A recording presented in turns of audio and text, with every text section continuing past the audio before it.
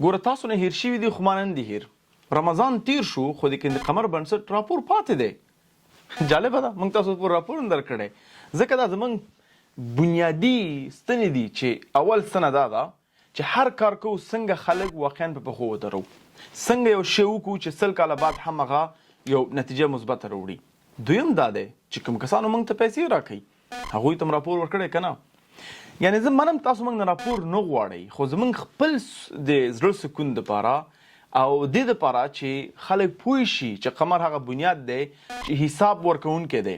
د یو افغانۍ حساب هم موږ سره شته دی، نه فقط نن بلکې 10 کاله بعد راشه زموږ الحمدلله کافي ایډوانس سیسټمونه شته دی چې تاسو موږ حساب درکو.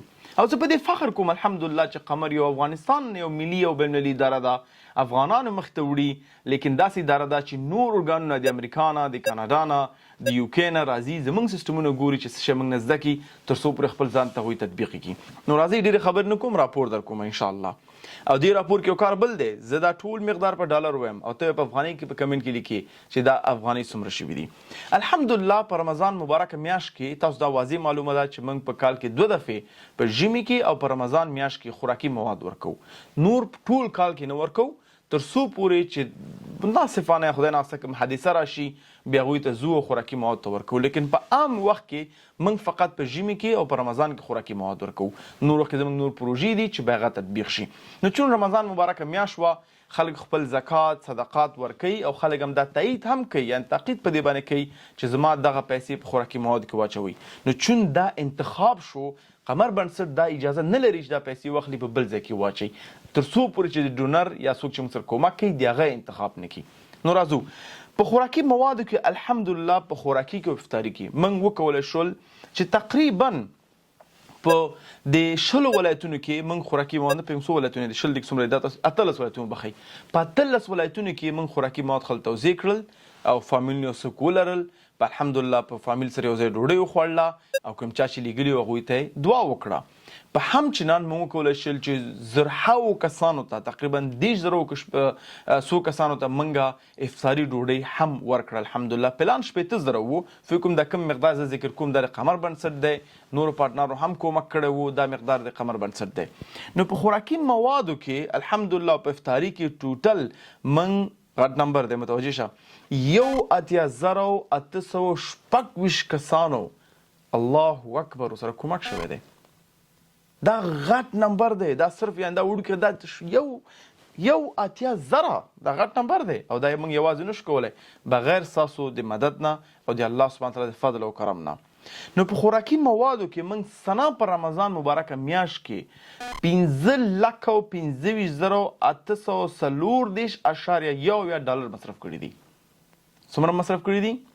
15,840.1 ډالر موږ تنا په خوراکي موادو کې صرف مبارکه میاشت د رمضان کې مصرف کړي دي.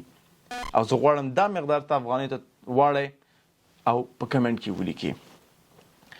په افطار ډوډۍ باندې موږ قمر بنسټ د نورو پارټنرانو نه فقط د قمر بنسټ 28,950.3 ډالر مصرف کړي دي چې افطاري ډوډۍ خلکو ته وړاندې کړې ده.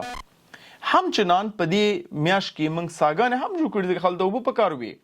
نو په ساګانو باندې موږ 43,518.8 ډالر مصرف کړي دي. مساجد چې چون موږ 2 قسم مسجد جوړو، یو وړوکی مسجد دی او بل غټ مسجد دی. فکر کوم په دې میاشت کې موږ فقط یو مسجد افتتاح کړی دی. یعنې زموږ کله چې موږ دا کار موږ کړی مقصد څه دی چې یو کار موږ صفر نه شروع کړی او تکمیل کړی هم دی. دا زموږ پالیسي ده، نه یو کار نیمه کې شروع کوو او نه یو کار نیمه کې پرېږدو. نو همدا دلیل دی چې دا مسجد چې تکمیل شي کېدای شي ډېر مساجد شروع شي، یو تکمیل شوي نه دي موږ تکمیل کې نه حساب کړي. نو په دې میاشت کې الحمدلله موږ 8,015.93 ډالر په مساجد باندې مصرف کړي دي. دکې یتیمانو بخش ته دی الحمدلله قمر بنسټ 900 یتیمان لري چې هغه دکې ذکر نه دی، دا فقط رمضاني کمپاین مطابق پورې ده چې په ټوټل 15,120.5 ډالر موږ مصرف کړي دي. قمر بنسټ د اشاریو حساب هم شته دی ځکه د اشاریه هم پیسه ده. نو دا و زموږ د رمضان پروګرام راپور.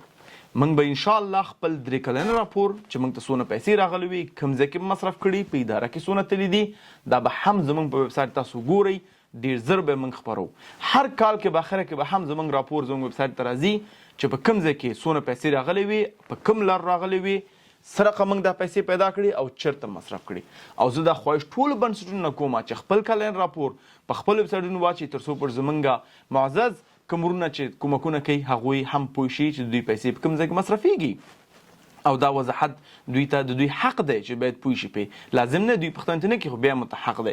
انشاءالله دا و زموږ د رمضان مبارکه میاشت راپور. اختر تیر شو لیکن بل اختر را روان دی. دا اختر د قرباني دی. دا اختر بیرته بیا موږ قرباني کمپاین کوو او په سکرین تاته مقدارونه ښکاري چې ته کولی شي چې یو قرباني په افغانستان کې وکړي. یعنی که لازم نه دی چې ته باید په خپل حلال کې، نه کولی شي پیسې ولېږي، موږ یې ذبحه کوو دا مال، فقیرانو ته ورکوو او تا ته بیرته همداسې راپور درکوو. نو امید لرم چې دې راپور کې تاسو، زه مطمئن یم دا ډېرې پیسې دي. زه شخصا زما راضي نه یم پکې چې باید دومره پیسې خوراکي مواد کې مصرف نه شي. او زما ډېر کوشش وکړو، ظاهر ورته ووایم چې دا پیسې خوراکي مواد کې باید موږ مصرف نه کړو. لیکن ما ورته مخکې وویلې چې ډونر انتخاب کې موږ بیا حق نه لرو چې بل ځای کې مصرف کړو، ځکه دا دوی انتخاب دی. او ډیر ته مې قناعت ورکړی دی، یعنی دنه به ډیر مقدار مصرف شوی وو، خو ډیر ته موږ قناعت ورکړو چې ورور خور تاسو پیسې موږ په دې ځای کې مصرف کړو چې کوم د زکات مربوط پروژه ده، په دې ځای کې مصرف کړو، هغه باندې مخکې لاړ شو. زما په نظر باندې زموږ پروژې اوس زیاتې شوي دي. ډیر خلک نه پوهېږي چې کوم بخشو قمر بسن کار کوي. نو زه به کوشش کوم چې هر ورځ تاسو ته همیشه تاسو یو ویډیو جوړه کړم، موضوعات باندې خبره ده کوم. یو ځل بیا اول دی الله سبحانه وتعالی نه موږ شکر گزار یو چې دې کار ته انتخاب کړي یو. میلیونهاو خلک دې ملک شته دی چې موږ انتخاب کړي دنه شکر گزار یم. د قمر ټیم انتخاب کړی، موږ ټول ته شکر گزار یو. او دویم تاسو نه چې همیشه هم زموږ سپورټ راکړی دی، نه فقط مالی بلکې هم دا ویډیوګانې هم شیر کړي دي، موږ ته هم کمنټونه راکړي، ډېرې خوږې خبرې هم کړي دي. موږ چې کله ستاسو ولایتونو ته راغلي یو موږ ته هم شودې او شملې او یخ اوبه راکړي دي. الله تاسو نه هم راضي شي او الله دې موږ نه هم قبول کړي او څوک چې موږ سره کومک کوي هغوی دې الله هم قبول کړي. بارك الله لي ولكم. السلام عليكم ورحمة الله وبركاته.